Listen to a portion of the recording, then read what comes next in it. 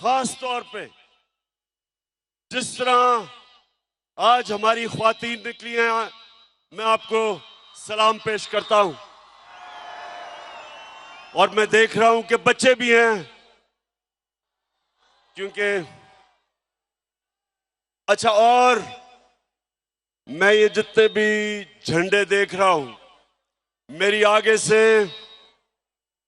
आप सबसे एक दरखास्त है कि तहरीक इंसाफ के झंडों से उतना ही जितना आप तहरीक इंसाफ के झंडे लेके आए, उससे ज्यादा पाकिस्तान के झंडे लेके आए। तेरा पाकिस्तान है, ये मेरा पाकिस्तान है, तेरा पाकिस्तान है, ये मेरा पाकिस्तान। क्योंकि मेरे पाकिस्तानियों,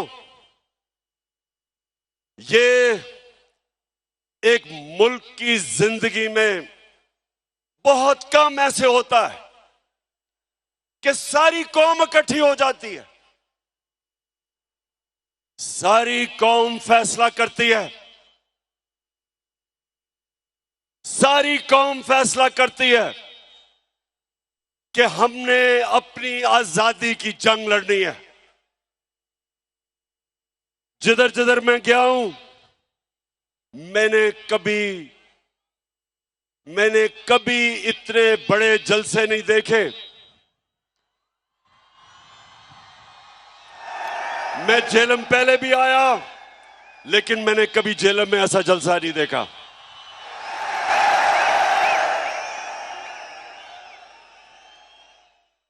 और झेलम उसकी वजह कि अल्लाह ने हमारे पे खास करम किया है। नौजवानों, गौर से सुनो, कुरान में अल्लाह कहता है कि एक प्लान इंसान बनाता है और दूसरा अल्लाह बनाता है। जो प्लान बनाया गया था, साजिश बाहर से हुई। एक डोनाल्ड लू, अमेरिकी अंडर सेक्रेटरी, हमारे अमेरिका के सफीर को बुला के तकब्बुर में उसको हुक्म देता है कि अगर पाकिस्तान ने इमरान खान को अदम एतमाद में ना हटाया तो पाकिस्तान के ऊपर बड़ा मुश्किल वक्त आएगा। और फिर साथ कहता कि अगर पाकिस्तान ने इमरान खान को हटा दिया और चेरी ब्लॉसम को ले आए तो सब माफ कर दिया जाएगा। और फिर सारी साजिश होती है, यहां के मीर जाफर और मीर सादिक उसमें शिरकत करते हैं। 22 करोड़ अवाम का मुंतखब हुकूमत, वजीर आजम, उसको साजिश के तहत निकाला जाता है। और फिर जो असल इस मुल्क की तौहीन की जाती है कि मुल्क को जो 30 साल से इस मुल्क के बड़े बड़े डाकू जो इस मुल्क को लूट रहे थे, उनको ऊपर मुसल्लत किया जाता है। और इसमें अल्लाह एक करम करता है हमारे पे कि हमारी कौम की गैरत जगा देता है, हमें बेदार कर देता है। उस कौम की जो कौम ला इलाहा इल्लल्लाह के नारे पे खड़ी हुई थी, बनी थी, उस कौम की खुददारी जगा देता है। मेरे पाकिस्तानियों, जितना भी हम अल्लाह का शुक्र अदा करें वो कम है, क्योंकि हमारी खुददारी को इस मुल्क के करप्ट और गद्दार लीडरों ने खत्म कर दिया था। बाहर की कुव्वतों के सामने घुटने टेके, बाहर से डिक्टेशन लिए। खुद तो उनमें गैरत नहीं थी, कौम की गैरत को भी नुकसान पहुंचाया। तो अल्लाह तेरा शुक्र अदा करता हूं आज मैं कि तूने मेरी कौम को जगा दिया है।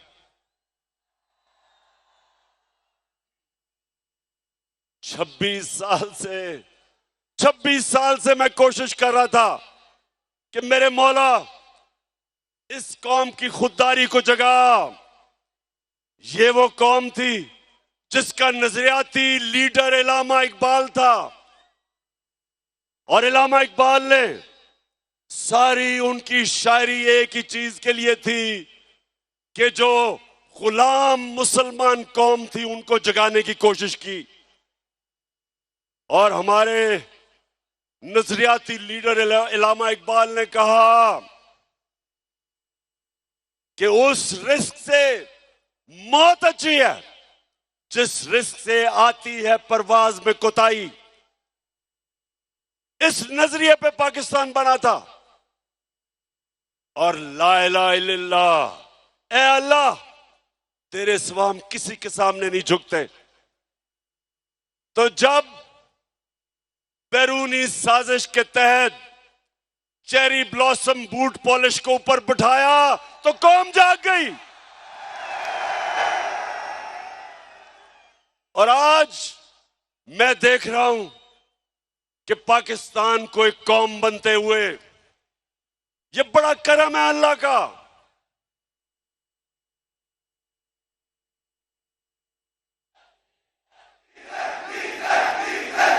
अच्छा, मैं जरा अभी पहले बाकी बातों से पहले जरा डीजल पे आ जाऊं।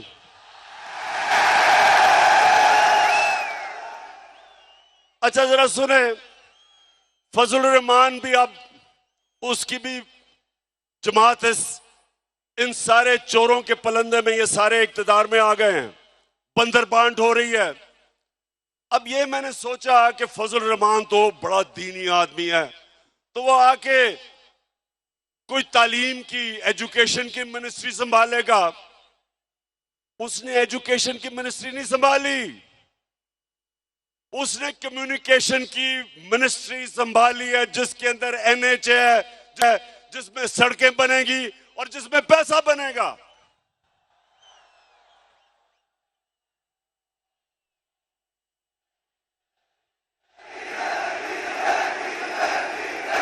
अच्छा, और पाकिस्तानी ये जरा, अब पाकिस्तानियों जरा सुने मेरी बात, सुने सुने सुने सुने। अब ये सारे, ये जो चोरों की कैबिनेट बनी है 60% जमानत पे हैं। किसी ने 18 कत्ल किए हुए हैं। शरीफ खानदान ने 40 अरब रुपए की चोरी का हिसाब देना है नैब में और FIA में। वो जरदारी उधर अरबों रुपए का उसने जवाब देना है, जो फेक अकाउंट्स में पैसे, एयान अली के भी उसी अकाउंट से पैसे जा रहे थे जिसमें बिलावल।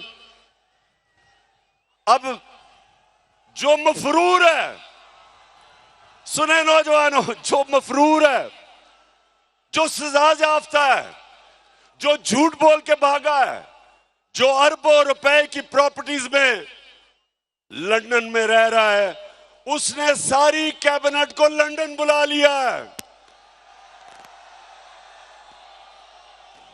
तो पाकिस्तानियों ये याद रख, सारे कैबिनेट लंदन जा रहे हैं आपके पैसे पे। ये अपने पैसे नहीं खर्च करेंगे, ये आपके पैसे पे जा रहे हैं। और वहां जाके मफरूर साहब को मिलेंगे, सजा याफ्ता, कॉन्विक्ट, झूठा, बुज़दिल। हमेशा जब भी कोई मसला मुल्क से बाहर भाग जाता है, उससे जाके इंस्ट्रक्शंस लेंगे। ये है इस मुल्क की तौहीन। और इसलिए कौम खड़ी हो गई है, इसलिए सारे पाकिस्तानी खड़े हो गए हैं। सारे पाकिस्तानियों ने फैसला कर लिया है सब पाकिस्तानियों ने फैसला किया है कि इंपोर्टेड हुकूमत नामंजूर। मैं इंशाल्लाह 20 के बाद आपको इस्लामाबाद दावत दूंगा। पहले मैंने सोचा था कि इंशाल्लाह 20 लाख लोग इस्लामाबाद में पहुंचेंगे, लेकिन जो मैं अब लोगों में फिर रहा हूं, अब वो नंबर चला गया 25 लाख पे इंशाल्लाह। अच्छा, अब चेरी ब्लॉसम कौन है? शायद बच्चों को नहीं पता चेरी ब्लॉसम कौन है।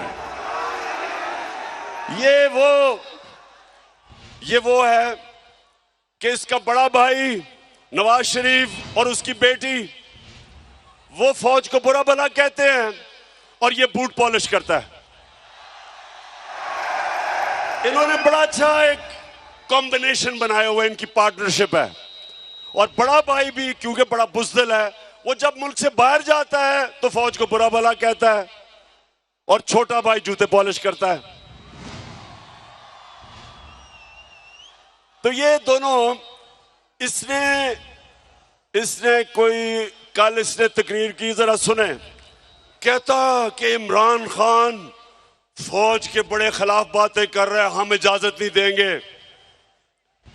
शहबाज शरीफ, शर्म करो, कुछ तो शर्म करो। तुम वो हो जो मैं मीर जाफर का कहता हूं, तुम हो वो मीर जाफर।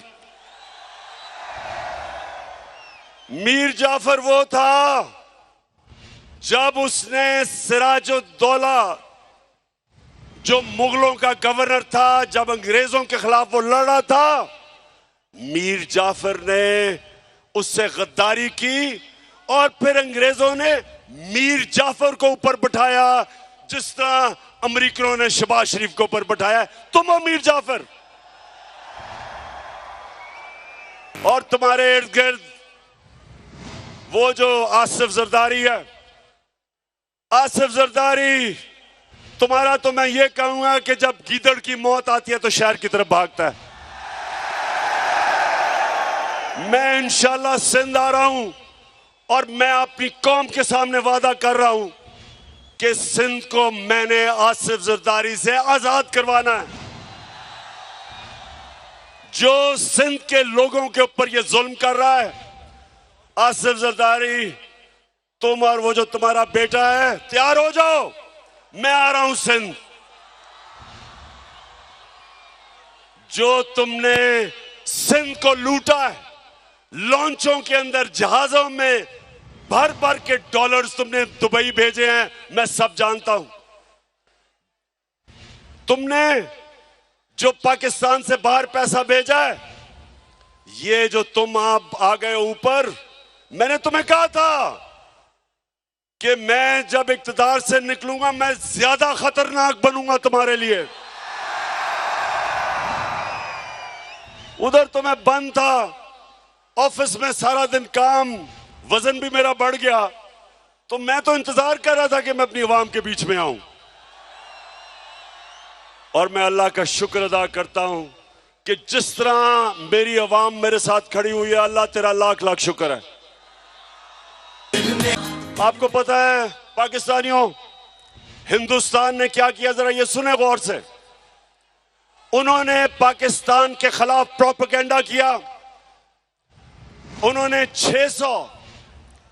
600 जाली उन्होंने मीडिया हाउसेस दुनिया में बनाए और पाकिस्तान के खिलाफ प्रोपेगेंडा किया।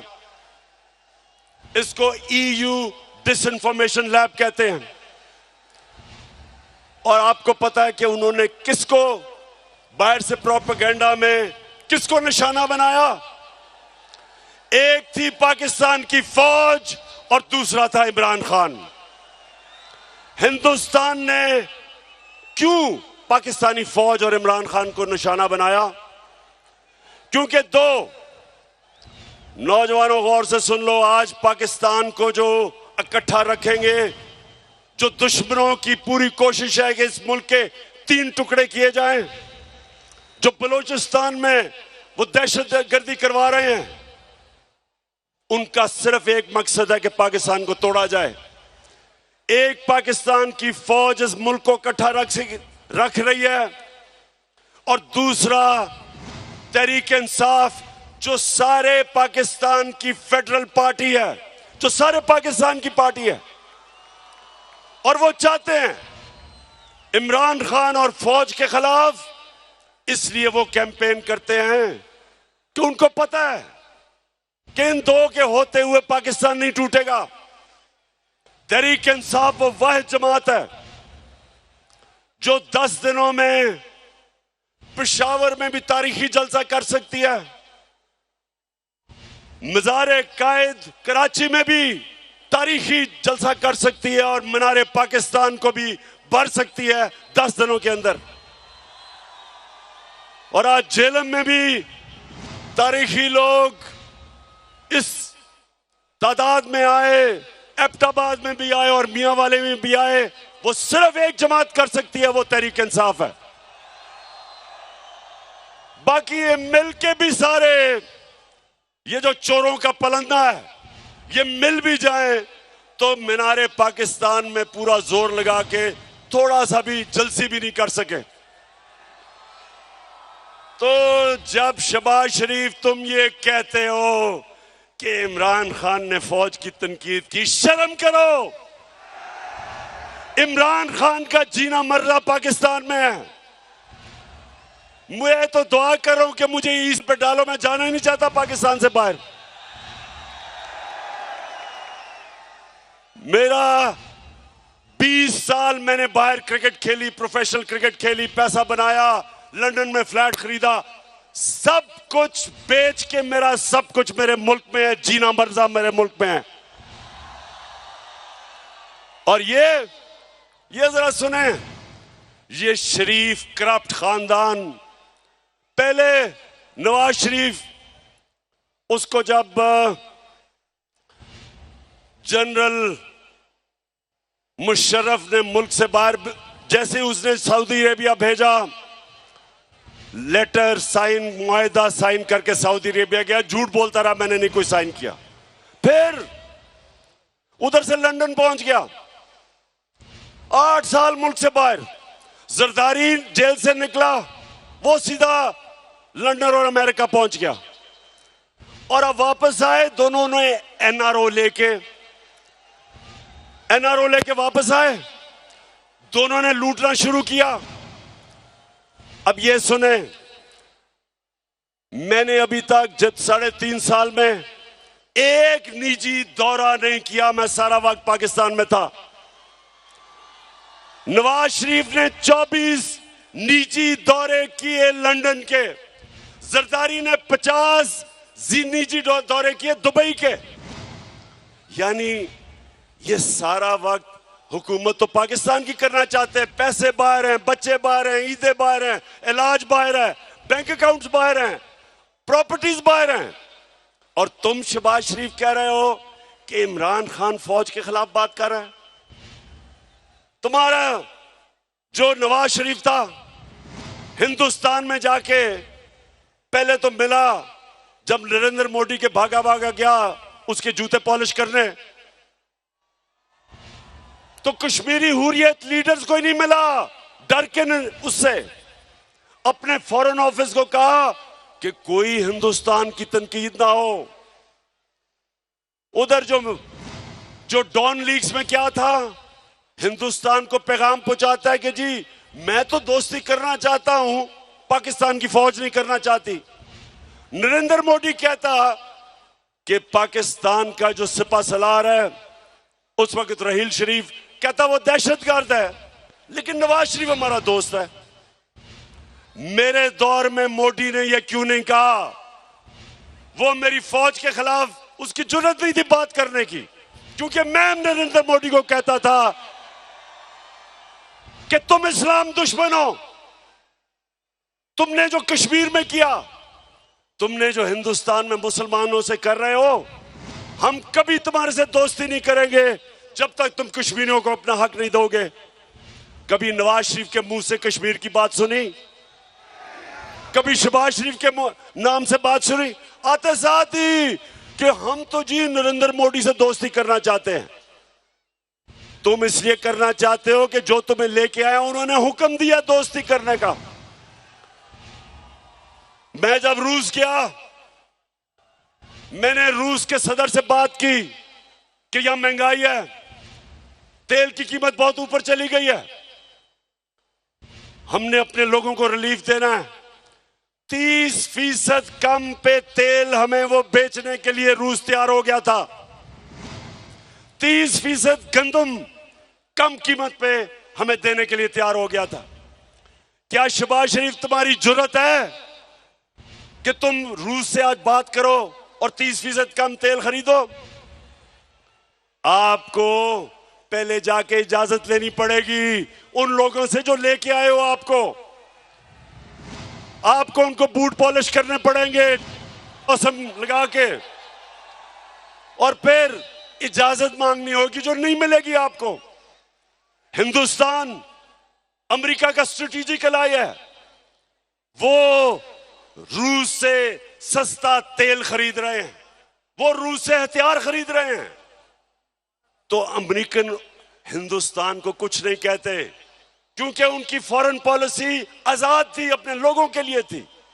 हमारा ये मसला है मेरे गैरतमंद पाकिस्तानियों, हमारा मसला ये रहा है कि हुक्मरान वो रहे जिन्होंने मुल्क से बाहर पैसा लेके गए, पैसे के गुलाम, कभी अपनी अवाम के लिए खड़े नहीं हुए। एक जुल्फिकार अली भुट्टो खड़ा हुआ था, उसके खिलाफ भी साजिश हुई थी, मुदाखलत हुई थी और उसको फांसी चढ़ाई गई थी। और उसके खिलाफ कौन हुए थे?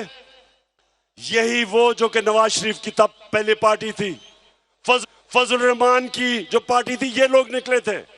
ये उस साजिश का हिस्सा थे जिसमें जुल्फिकार अली भुट्टो को गिराया गया और फांसी दी गई। और इंशाअल्लाह मेरे पाकिस्तानियों, एक नया मुल्क उठ रहा है, हमारा एक खुददार कौम खड़ी हो रही है। मैं ये अपनी ख्वातीन को देख रहा हूं, बच्चों को देख रहा हूं, सब निकल रहे हैं एक नए पाकिस्तान के लिए। मैं जो 20 तारीख के बाद जब मैं आपको दावत दूंगा, मैं चाहता हूं इसमें शिरकत करें हमारे बड़े बुजुर्ग, हमारे खास तौर पे दिलेर नौजवान और हमारी ख्वातीन और बच्चे भी। हकीकी। अच्छा मेरे पाकिस्तानियों, मैं अब अपनी आखिरी बातें करने लगा हूं, जरा गौर से सुनना है आपने। देखें, मेरे 3.5 साल जो हुकूमत में थे, मैं आपको बताऊं मुझे सबसे ज्यादा शर्म कब आई? जब मुझे बाहर जाके दोस्त मुल्कों से पैसे मांगने पड़े, जब कर्जा मांगना पड़ा, मुझे शर्म आई। क्योंकि मैंने आज तक अपने वालिद से भी कभी पैसे नहीं मांगे थे। मैंने जब पैसे मांगे थे शौकत खानम के लिए अपने पाकिस्तानियों से, कभी मैंने गैरों से पैसे नहीं मांगे। शौकत खानम के लिए, नमल यूनिवर्सिटी के लिए, अभी जो जेलम में मैंने अल कादर यूनिवर्सिटी बनाई है, इनके लिए सिर्फ पाकिस्तानियों से पैसे मांगे थे। लेकिन जब, क्योंकि इन्होंने दिवालिया निकाला हुआ था मुल्क का, सबसे बड़ा हमारा बैरूनी खसारा था, मुझे बाहर जाके पैसे मांगने पड़े क्योंकि हमारे पास पैसा ही नहीं था अपने कर्जों की किस्तें अदा करने पे। तो मैं आपको यकीन दिलाता हूं कि इससे शर्मनाक बात नहीं है जब एक मुल्क का सरबराह किसी और मुल्क के सामने जाके कर्जे मांगता है, पैसे मांगता है। आप सब जानते हैं कि अगर आप अपने मां बाप से भी पैसे मांगते हैं, एक बच्चा नहीं मांगता दूसरा मांगता है, तो मां बाप भी उस बच्चे की ज्यादा इज्जत करते हैं जो पैसे नहीं मांगता, जो खुददार होता है। मां बाप भी। तो सोचें कि गैरों के सामने हाथ फैलाना। तो ये जब चेरी ब्लॉसम ने कहा कि जी हम तो भिखारी हैं और गुलाम हैं, और एक और इनके रंगबाज सियालकोट से कहता कि जी हम तो लाइफ सपोर्ट मशीन पे हैं। मेरा सवाल है,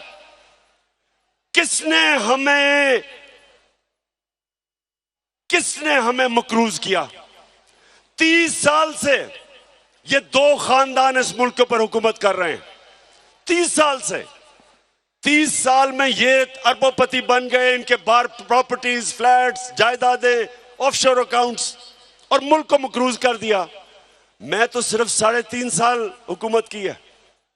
तो सवाल मैं ये पूछता हूं कि जब कहते हो कि बेकारी हैं तो हमें तो गुलामी करनी पड़ती है, हमें बेकारी बनाया किसने?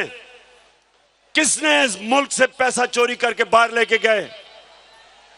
वो लोग जो हमारे मेहनतकश पाकिस्तानी 14-14, 18-18 घंटे काम करके इस मुल्क में पैसा भेजते हैं, रेमिटेंसेस भेजते हैं।